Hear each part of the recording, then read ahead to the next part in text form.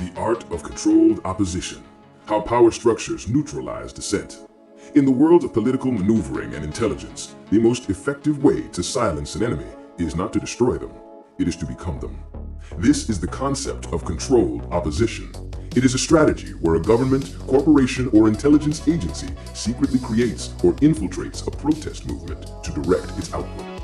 Instead of crushing dissent, they manage it. They create a fake hero who absorbs public anger, offers a sense of hope, and then steers the movement into a harmless dead end.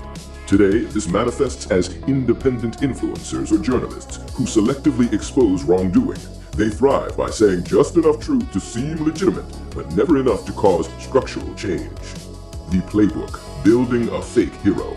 Intelligence agencies, CIA, MI6, KGB, Mossad, and corporate fixers utilize a consistent architecture to build these figures. Step 1. The persona.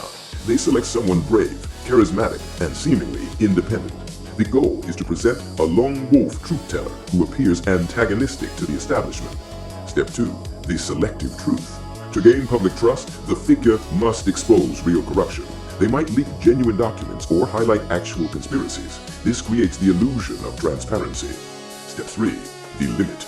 Once trust is established, the operative protects key actors. They point blame in safe directions, promote investigate later narratives, and discourage direct action. Step 5. The magnet. By sounding bolder than the mainstream media, they attract activists, whistleblowers, and victims. This effectively concentrates all dissent into one single monitored channel. Step 6. The neutralization. When a scandal reaches its peak, the figure reframes the issue. They encourage patience, trust the plan, or push for symbolic gestures rather than substantive pressure. The 4. The limited hangout.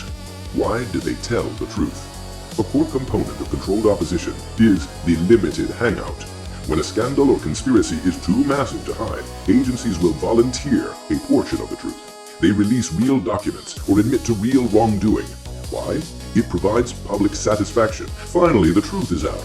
It reduces anger, and it protects the deeper, more damaging operation. The public believes they are seeing honesty, not realizing they're being fed an appetizer to distract them from the main course.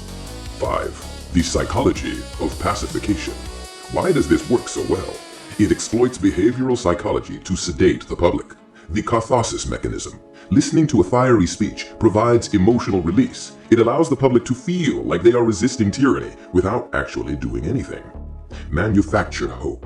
Controlled figures constantly promise that justice is coming or evidence will be released soon. This keeps the audience in a state of passive waiting rather than active mobilizing. Faux empowerment. Encouraging harmless actions, sharing posts, signing online petitions satisfies the human need for agency. Behavioral science shows that once someone performs a symbolic action, they are less likely to take real action. 6. How to spot them in reality and fiction. Whether you are analyzing current events or writing a political thriller, there are specific tells that reveal a controlled opposition figure. Perfect timing. They always appear immediately after a major scandal breaks. Accurate but safe. Their information is technically true, but never truly explosive or damaging to the power base. The call for calm. When public anger peaks, they advocate for patience. Let the process work, is their mantra.